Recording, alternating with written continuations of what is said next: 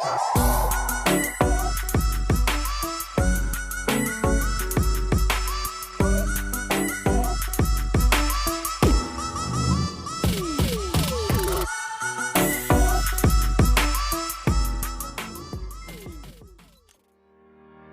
lot of my friends ask me, Shane, how can I take better photographs? And one of the things I always say is that people should try to understand the system behind photography in order to be able to really control their camera in a really effective way. And that's really kind of the key to taking good photographs, is being in a good working relationship with your camera.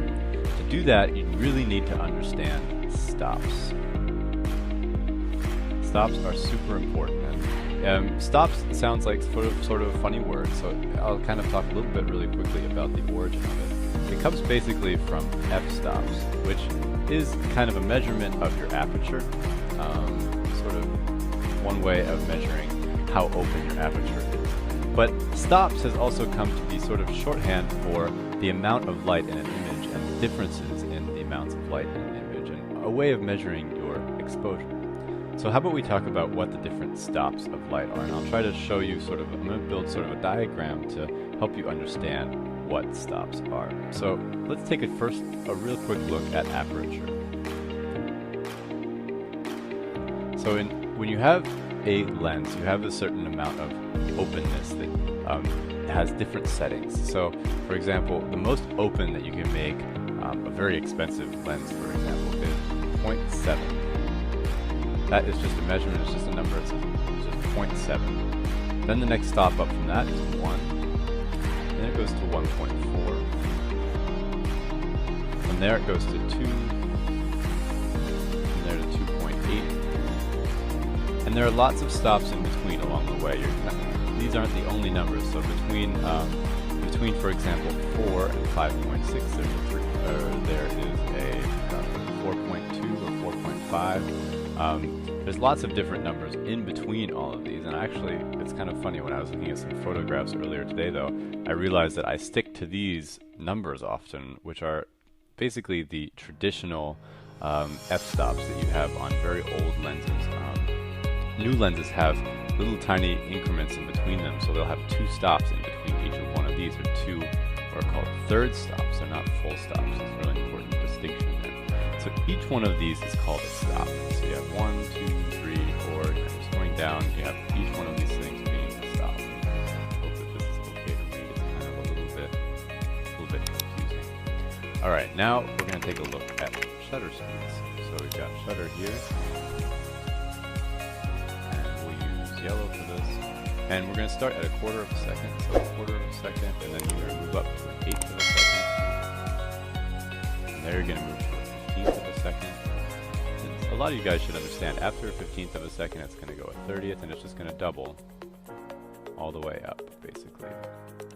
Except there's a few spots like this right here where there's a little bit of messy math where it goes from a 60th to a 1/25th, but we're just going to look over that and ignore the fact that it's not exact math, it's estimated math.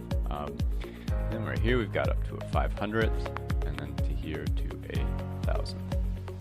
Alright, so the thing is, these are all shutter speeds, but they're also stops. So a stop in the way that it's kind of understood as measuring light is actually just a measurement of the percentage of light as you're going up. So right here you are cutting your light in half. Right here you are cutting your light in half. Each stop represents cutting your light in half, or in the other direction, doubling your light. So if you're going in this direction, you're adding more light to your exposure to your image. So either way you go, each time you're doubling your light or cutting it in half. Also, same thing is going to apply for your ISO. ISO is going to be measured in increments. Often you'll see lots of different, there's slower films and faster films in these, and there are between steps too as well, just like with all this. But generally you're going to see 100, 200, 400, 800, and 1600.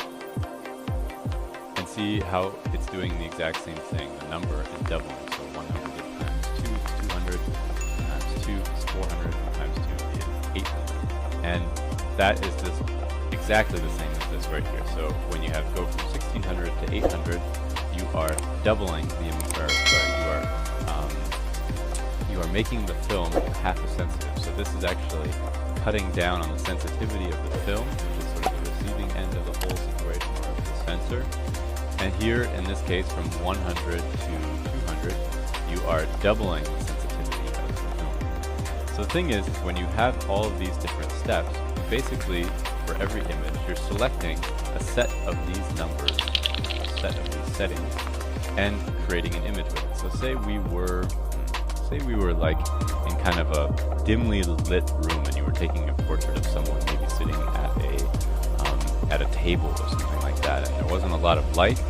A setting that you might use for that sort of situation might be f2.8. You might be at, if you have a little bit of light, maybe you're at 60th of a second, and maybe you're shooting it on low ISO film for some reason.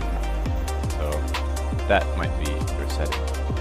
So all of these things are combinations that create that stool that we were talking about in the exposure lesson. If you haven't seen the exposure lesson, I would recommend checking that out. As you can kind of imagine all of your settings as being a part of a three-legged stool. And if one of them is too short or too long, the stool moves over, so you want your exposure to be correct. Now, what would you do, for example, if you wanted to have a shallower depth of field? What would you do? Well, you would move your setting here. You cross out your 2.8 and say you select a 2. Well, that just changed your stool. One of your legs is now a little bit longer or shorter, depending on how you want to use the analogy. And so now things are out of balance. Now you're actually going to have an overexposed image. It's going to be too light because more light is coming in. You have increased the amount of light coming into the camera. You haven't changed your ISO or anything. So what can you do? Well, one really great thing you could do is just move your shutter speed one stop. So you just go up the other way. So you're moving this way here, and on the other setting you're moving in the other direction. Now you could also, for example, we can undo all of that here. Let's see here. Undo that change. One thing you could also do, you've allowed more light into the camera. Say you wanted to keep this shutter speed for whatever purpose, for whatever artistic purpose, or something like that. Well, then you could cross out your 200 theoretically on a digital camera and just switch your digital camera to 100. That's going to make the exact same exposure because you have added a stop of light here, and you have subtracted one stop of light here. So this is really just simple math. All it is just ones and twos and threes, essentially. If you memorize each one of these steps, so if you just take a look at these numbers, memorize these numbers, and in some ways you might have to memorize the ones in between them at some point, but if you memorize these numbers, and you memorize that just simply that each one is a stop away from each other, then it's just a simple set of math. If you switch, for example, from 2.8 to 5.6, then you're going to know that you need to go 1, 2, 1, 2. It's really simple. So the last couple of days I've been walking around trying to figure out a way that I could explain and show you what stops of light look like and how they work, and if I had any images of that. And then I was just packing for a trip this morning, so you can see all my stuff laying out on my bed here, and I looked down and the light was shining in. It was morning light was shining in on my bed, and I was like, oh hey, that's 3 stops of light right there. I should talk about that. So how about we take a look then at what I did here. My foundational settings for this, so I didn't change these settings. I only changed my shutter speed, so I'll show you how this works. I set an ISO of 200, and my f-stop is f4. So those were the things that I didn't change. What I did change was my shutter speed. So here we are at 125th of a second. You can read that. Then I moved one stop to 1/250th. Another stop to a 500th. And then I did one more stop just for the heck of it to 1,000. So you can see here, the light intensity falling on the objects on my bed is different. So here, the window, you can see the window is kind of, the light coming in from the window is kind of being cropped by the window frame here, and so it's kind of landing on my bed just like that. And this little spot right here is, in this exposure, really, really hot. say it's overexposed, it's hot. And then you look down here and everything is properly exposed. So the proper exposure for this part of the bed is actually right about here. I mean, I just about nailed it on that. It's not perfect, but you know, it's about right. Now, that though makes the problem, gives us the problem of this right here. So it really is important in a great way. It's a great way of showing you how the intensity of light falling on objects can change your exposure. So here we've got basically, in some ways, almost 2 photographs. Now, if you look over here to the right, you can see at the 500 point, at the 1/500th mark, is about where I've hit the proper exposure up here.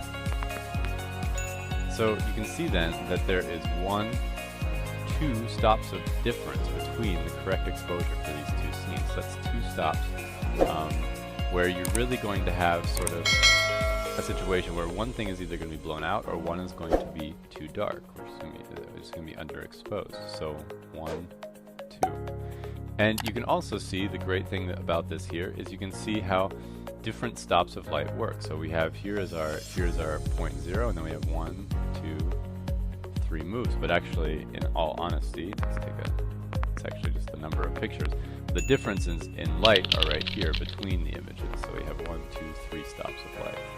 1, 2 stops of light, and 3 stops of light. Now, honestly, if I were taking this photograph and I were just using it, if I had a purpose for all of this stuff down here, if I wanted to make sure that you could see this, I would probably, if I was choosing an image, choose this one right here. A lot of times I often underexpose my images, and this will be the exposure that I will take for some reason. But this image that I starred is probably the more accurate image for what you would usually be doing in most situations. But this just is a great example of how stops of light work. And so when you're taking photographs, try to be aware of what kind of difference, how much contrast is there between these different points of light, and what ways can I measure that, and what exposures can I try that will hit them sort of in the middle. So here, I think this is a pretty nice exposure for this kind of light. But moving it back 1 stop is actually pretty good, even though it's a little warm, it's a little bit close to overexposing. You can see here the book and things like that are getting really hot. But you know, you want to have a little detail here in this image, so you might have to say, okay, well, I know by looking at my histogram that this is properly exposed, or I metered off of one of these things, and then move it back here so that I can get a little bit more detail in this area that has about 2 stops of light less than this area right here. Alright, so that kind of gives you an idea of what a stop of light is and how it works and what it maybe looks like in an image. I hope you enjoyed that and learned a lot. And come check